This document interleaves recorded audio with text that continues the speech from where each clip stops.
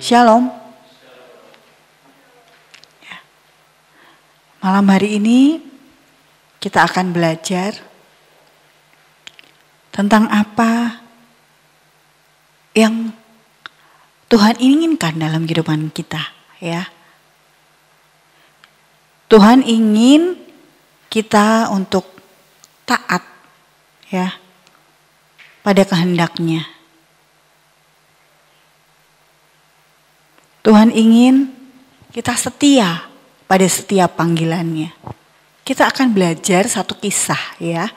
Mungkin kisah ini sering kita dengarkan, sering kisah ini diceritakan sejak kita di sekolah minggu, di ibadah-ibadah teens mungkin, atau dari sekolah kita di pelajaran agama, ya.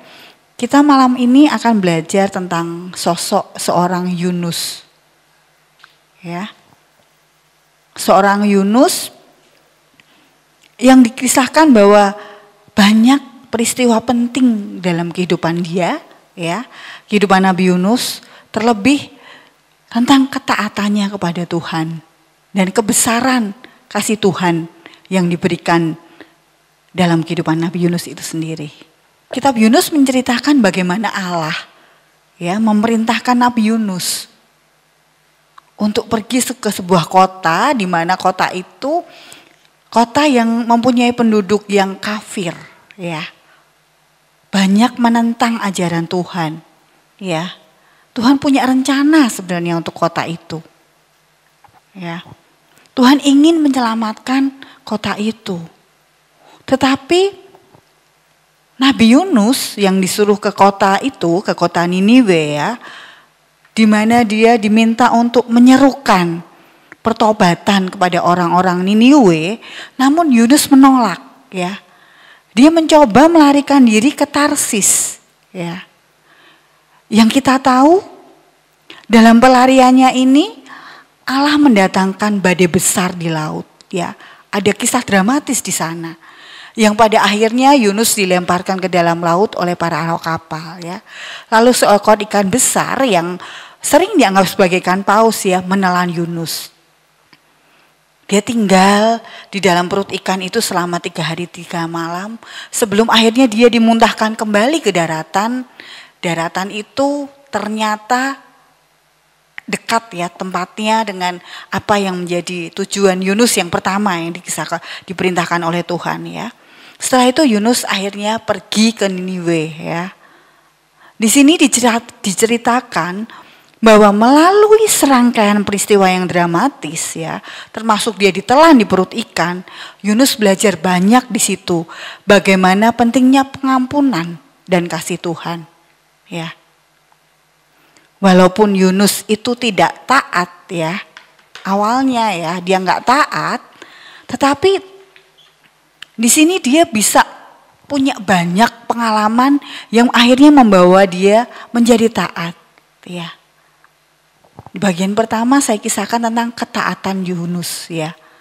Walaupun, ya, awalnya dia tidak taat, dia mendapat panggilan dari Tuhan untuk memberitakan tentang pertobatan di kota Niniwe, ya. Dia ragu, dia takut sebenarnya karena kota Niniwe terkenal dengan kota yang kafir, ya. Kemudian Yunus malah lari. Larinya kemana? Ke tempat yang jauh, ya. Dia pergi ke Tarsis, ya. Di sini kisah Yunus itu mengingatkan kepada kita, ya, akan pentingnya apa? Ketaatan kepada Tuhan. Kita diajarkan untuk tidak melarikan diri dari panggilan Allah. Tetapi kita kadangkala, bahkan seringkali kita nggak mau mengerti apa yang menjadi panggilan Allah, ya. Bahkan kadang panggilan Tuhan itu bukan pilihan hati kita. Kita merasa panggilannya itu nggak pas untuk kita, ya. Tetapi tidak. Panggilan Tuhan itu sebenarnya apa? Suatu keharusan. Karena Tuhan punya rencana indah untuk kita, ya. Di Yeremia 29 ayat 11 dijelaskan bahwa sebab ini aku mengetahui rancangan-rancangan apa yang ada padaku mengenai kamu. Demikianlah firman Tuhan. yaitu rancangan damai sejahtera dan bukan rancangan kecelakaan, untuk memberikan kepadamu hari depan yang penuh harapan. Jelas ya, hari depan yang penuh harapan, ya. Ketaatan seringkali membawa kita kepada rencana Tuhan yang terbaik, ya. Meskipun kadang kita sulit menerimanya. Tuhan, ada rencana apa sih Tuhan dalam hidupku? Kok kayaknya sulit banget, ya. Tapi Tuhan itu mempunyai kedaulatan, ya. Tuhan murah hati. Walaupun kita seringkali lari dari kehendaknya, ya. Tetapi kemurahan Tuhan itu selalu terbukti, ya. Kita harus belajar banyak. Kita menghormati apa yang menjadi kehendaknya. Karena pada Amsal tertulis, Amsal 3 ayat 5-6 ya. Percayalah kepada Tuhan dengan segenap hatimu. Dan janganlah bersandar pada pengertianmu sendiri. Akuilah dia dalam segala lakumu, maka ia akan meluruskan jalanmu. Ini yang perlu kita ingat, ya. Kadang Tuhan memberi rencana dalam kehidupan kita yang mungkin jauh dari cita-cita kita, ya. Kita nggak mau mendengarkan panggilan Tuhan. Kita nggak mau mengerti apa yang menjadi kehendak Tuhan. Karena apa? Kita punya ego tersendiri atau apa? Atau kadang kita mempunyai ketakutan seperti Yunus tadi. Dia takut untuk pergi ke Niniwe. Dia merasa, nggak mungkin aku ke sana, aku tak lari aja. Itulah kita. Kadang-kadang orang tua kita mungkin, orang yang lebih tua, lebih senior mengarahkan kita untuk ke A. Tetapi kitanya sendiri yang lari, kita nggak mau untuk diarahkan. Karena apa? Kita merasa punya keinginan pribadi. Padahal sebenarnya orang-orang mengarahkan kita itu karena apa? Orang-orang lebih punya pengalaman daripada kita. Jadi orang-orang mengarahkan kita untuk yang lebih baik, ya. Pengalaman Yunus yang lari daripada Tuhan membawa suatu kisah yang dramatis. Yang akhirnya apa? Yunus menghabiskan waktu 3 hari 3 malam di dalam perut ikan, ya. Dia di sana berdoa, merenung apa yang menjadi kesalahannya, ya. Pengalaman ini memberi pengertian pada Yunus tentang kuasa dan rahmat Tuhan. Ya. Pengalaman rohani ini mengingatkan kita bahwa dalam setiap keputusasaan kita, harusnya kita bisa mencari hadirat Tuhan. Ya. Awalnya mungkin kita lari, tetapi kalau kita lari seperti Yunus tadi, mesti ada hal-hal dalam tanda kutip sesuatu yang malah nggak tambah baik, menjadi lebih buruk, ya. Karena apa? Kita lari dari panggilannya, ya. Pengalaman berharga. Setiap peristiwa mengajarkan kita untuk merenungkan kesalahan kita, untuk kita bisa lebih bertobat lagi. Yakobus 4 ayat 8-10 mengingatkan kita, mendekatlah kepada Allah dan Dia akan mendekat kepadamu. Tahirkanlah tanganmu, hai kamu orang-orang berdosa. Sucikanlah hatimu, hai kamu yang mendua hati. Sadarilah kemalanganmu, berdukacita dan menangislah. Tertawalah karena duka citamu berubah menjadi sukacita. Rendahkanlah dirimu di hadapan Tuhan dan Dia akan meninggikan kamu. Ya. Semua peristiwa punya makna, ya. Bagaimana kita bisa menerima semua peristiwa yang terjadi dalam kehidupan kita. Ya. Kadang kita merenung. Kenapa Tuhan? Kok saya lari Tuhan? Saya sebenarnya ingin taat. Tapi saya takut Tuhan. Makanya saya lari. Ya. Setelah kita lari ada peristiwa yang terjadi dalam kehidupan kita. Kalau kita bisa ambil hikmahnya, semua ada maksudnya, ya. Setiap peristiwa mengajarkan kita untuk kita bisa lebih lagi. Tapi kadang sudah kita diajar bertubi-tubi, kita lari dari panggilan Tuhan, kita mengalami peristiwa yang nggak mengenakan, kadang-kadang kita malah bertambah jauh larinya, ya. Tetapi di sini apa? Tuhan itu baik, ya. Tuhan mau mengampuni kita. Pengampunan yang luar biasa yang Tuhan berikan kepada kita, ya. Seperti Yunus tadi, meskipun awalnya dia enggan untuk pergi ke Niniwe, untuk memberitakan pesan pertobatan kepada Niniwe, tetapi apa? Akhirnya dia mau kembali ke Niniwe setelah peristiwa tragis itu terjadi. Di sini artinya apa? Tuhan mengampuni Yunus, ya, sehingga Yunus mau pergi ke Niniwe. Bahkan orang-orang Niniwe yang tadinya ditakuti oleh Yunus, bisa nggak dia bertobat, ya? Orang-orang Niniwe itu mau bertobat, ya. Yunus diberi anugerah memimpin orang Niniwe, memberitakan kisah-kisah pertobatan di Niniwe, sehingga apa? Membawa raja dan penduduk Niniwe bertobat dengan tulus, ya. Sehingga apa? Allah memutuskan untuk tidak menghukum orang Niniwe, ya. Ini satu contoh kisah nyata dari kasih karunia Allah yang luar biasa. Pengampunannya tidak terbatas, ya. Allah selalu apa? Allah selalu memberikan kesempatan kedua kepada mereka yang mau merendahkan diri dan mau bertobat, ya. Ini menunjukkan apa? Bahwa Tuhan itu selalu terbuka untuk mengampuni dosa-dosa kita, ya. Tuhan memberi kesempatan kita untuk bertobat.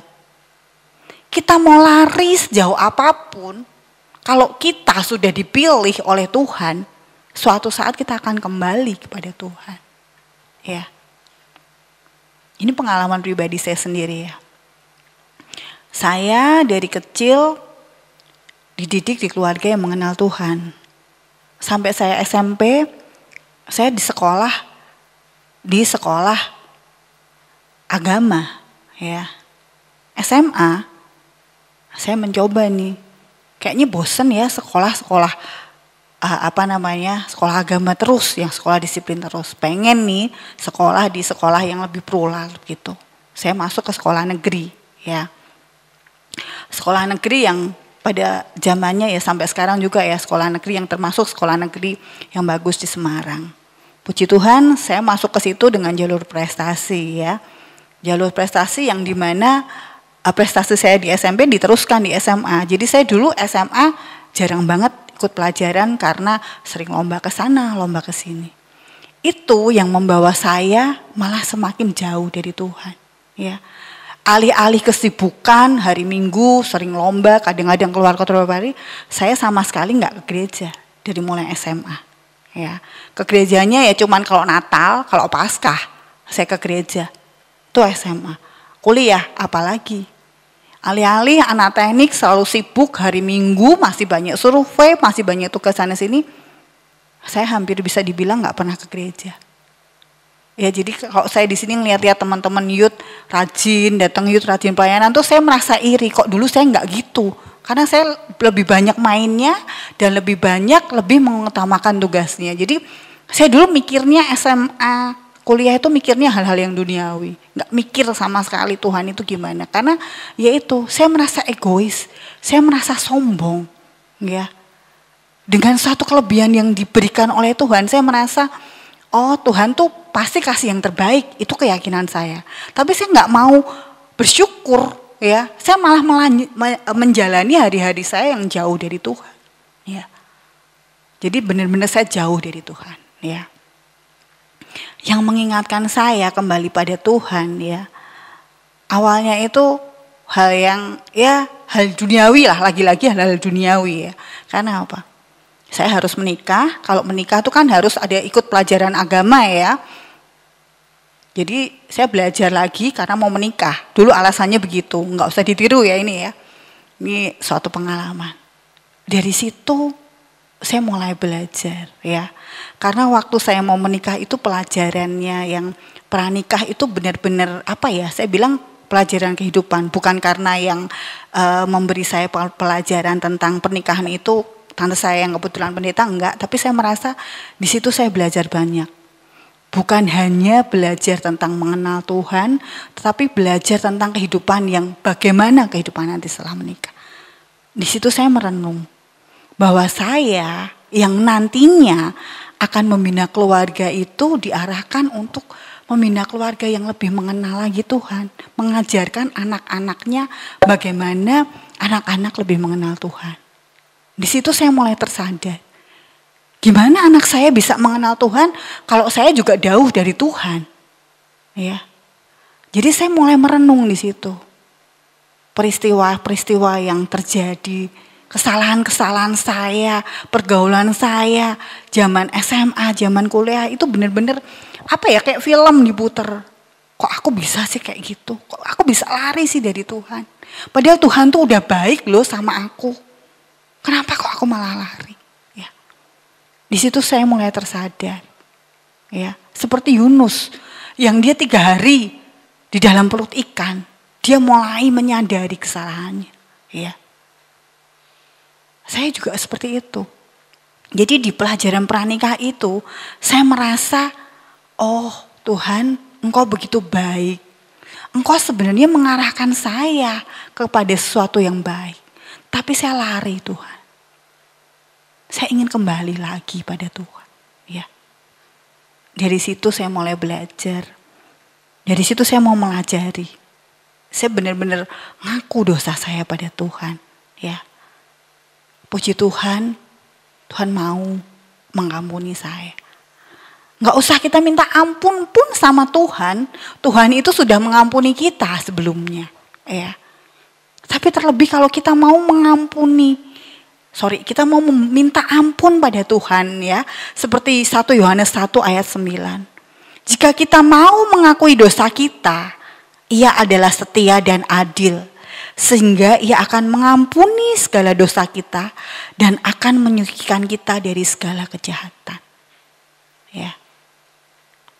Jadi seberapapun jauhnya kita mau lari sama Tuhan, kita nggak taat sama Tuhan, suatu saat mesti Tuhan menangkap kita kembali.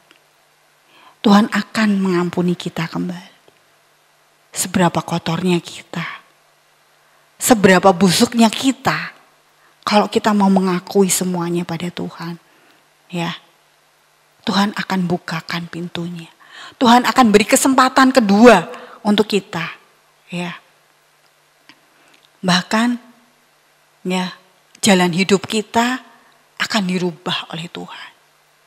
Seperti saya, yang hanya dulu memikirkan duniawi aja, ya, mikirkan bisa kuliah, bisa lulus dengan cepat, bisa kerja enak, pikirannya cuma itu, ya, nggak ada pikiran lain untuk, oh aku pelayanan, oh aku deket sama Tuhan, oh aku bersyukur, berarti nggak ada.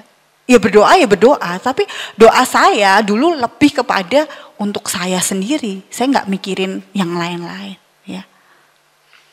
Jadi di sini kita bisa belajar bahwa jalan hidup kadang-kadang membuat kita lari daripada Tuhan, ya. Tapi Tuhan akan tangkap kita untuk kita kembali lagi kepadanya. Asal kita apa? Kita mau taat pada Tuhan, ya.